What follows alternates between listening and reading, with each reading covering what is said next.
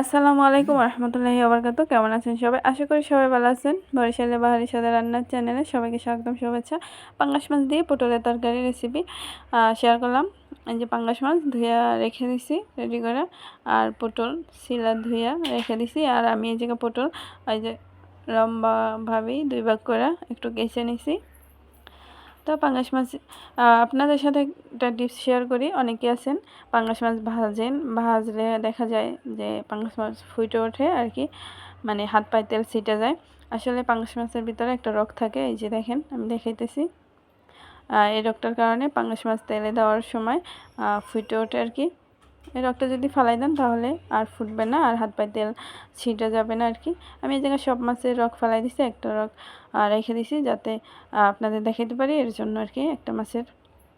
তো মাছগুলোরে ভেজে নেব। ভেজে নেওয়ার জন্য হলুদ মরিচ দিয়ে মাইখে নেব। এই যে হলুদের গুঁড়ো দিয়ে দিলাম, মরিচের গুঁড়ো দিলাম, নুন দিলাম, অল্প একটু পরিমাণে আদা বাটা দিলাম, যেহেতু এটা পাঙ্গাস মাছ। এরকম আর কি পাঙ্গাস মাছ ভাইজা যদি তরকারি রান্না করেন সবাই খাবে। যারা পাঙ্গাস মাছ খায় না, ভালো লাগে না, তাদের কাছেও অনেক ভালো লাগবে। তো এই যে ভাজার জন্য চুলায় কড়াই বসাই দিছি, তেল দিয়ে দিলাম। তেলটা যখন গরম হবে মাছ দিয়ে দেব। তো তেল গরম হয়ে গেছে, মাছ দিয়ে দিতেছি।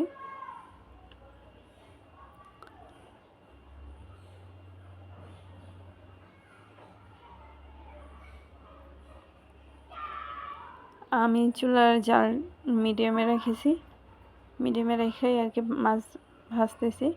আর এই যে দেখেন মাছ আমি উল্টাই দিতেছি, কিন্তু মাছ কোনো প্রকারই ফুটে উঠতেছে না, মানে তেল ছিটা হাত পায়ে পড়তেছে না এরকমের। ওই যে মানে আসলে আমি এই যে রক ফালাই দিছি এর জন্য।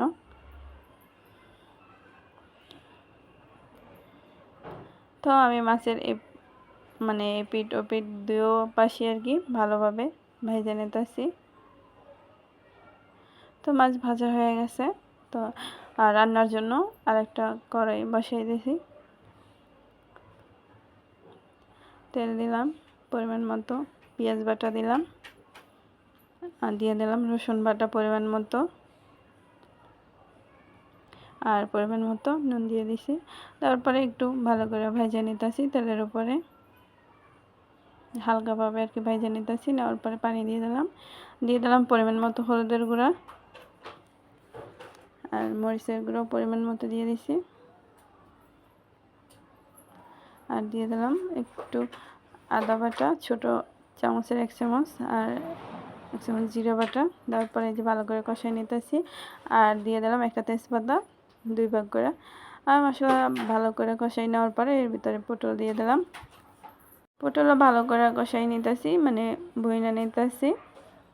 যত ভালো করে ভুনা হবে ততই ভালো লাগবে তরকারি খাইতে। যে ভুনা হয়ে গেছে একবারে আর কি তরকারি পানি দিয়ে দিতেছি। যে পানি দেওয়ার পরে চুলার জালটা বাড়াই দিলাম, চুলার জাল বাড়াই দিছি। আর পানি এই যে ভালো করে ফুটতে শুরু করছে আর কি। তরকারির যে ঝোল যে মানে অর্ধেক হয়ে যাবে, পানি একটু পরিমাণে কমবে, তখন আর কি যে মাছ দিয়ে দিলাম। মাছ দেওয়ার পরে চুলার জাল মিডিয়ামে রাখবো। আবার রাখার পরে কিছুক্ষণের জন্য ঢাকনা দিয়ে ঢেকে রেখে দেব।